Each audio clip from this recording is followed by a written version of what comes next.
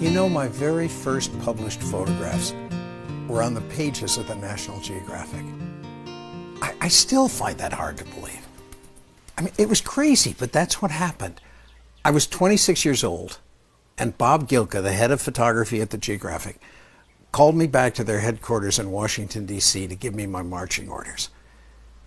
And I remember standing in the lobby of what they call Explorers Hall, and I was looking at giant globes and dog sleds and submersibles and flags planted on Everest and surrounded by the most beautiful photographs I'd ever seen in my life. How was I going to prove that I was worthy of working here?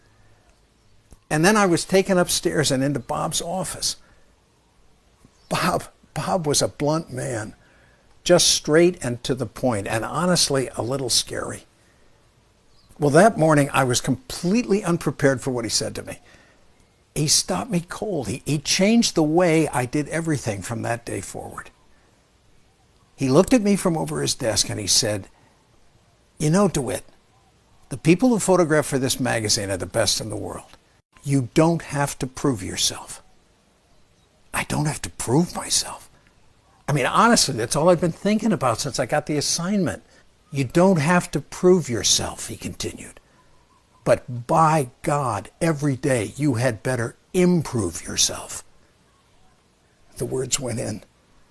Don't prove yourself. Improve yourself. Bob was still talking. He said, "You know, I want you to spend your time every day trying to be better than you were yesterday. If you learn something that'll help the others, well, then share it. That way we'll all get better faster. Don't prove yourself. Improve yourself. Otherwise, you're fired." Big first lesson, right out of the blocks. I don't know how many times I've thought about it, how many times I've acted on it since that day in Bob's office.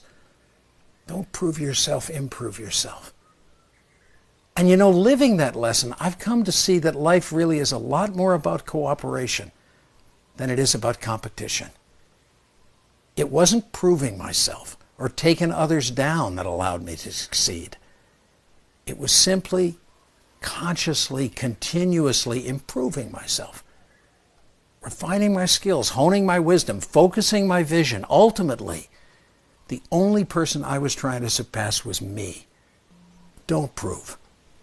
Improve.